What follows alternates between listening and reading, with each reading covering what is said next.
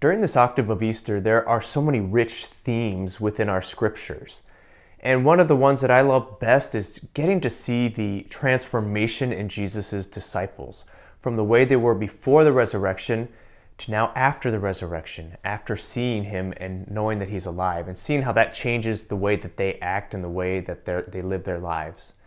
So today we have, particularly in the person of Peter, we get to see a great transformation, because in the gospel, we hear how he wants to go fishing, and a couple other disciples join him.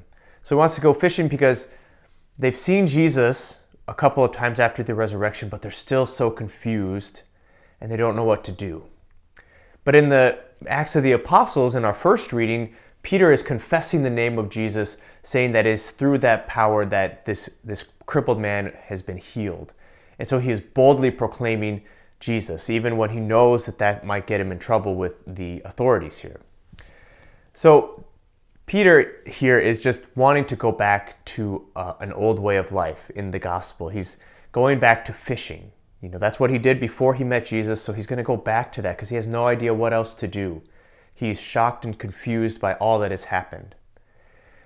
But he can't go back to being a fisherman. That's not Jesus' plan for him.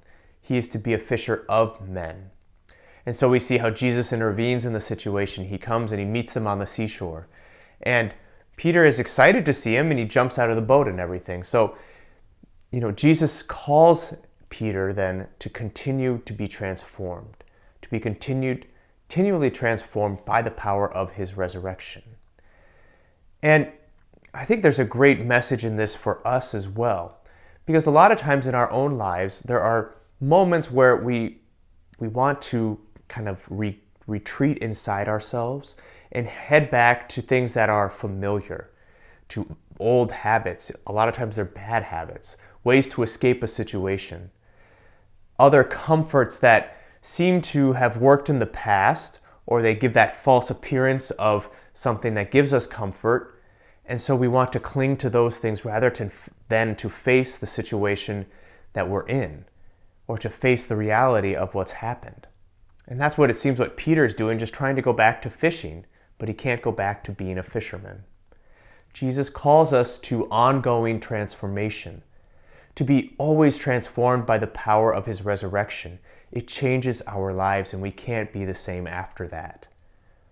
So perhaps we're being asked today, what are those ways in which the Lord is inviting us to be continually transformed, to leave behind the old habits, to leave behind the whole old comforts, and to put 2 feet in and to say, Lord, I'm here. Transform me through the power of your resurrection.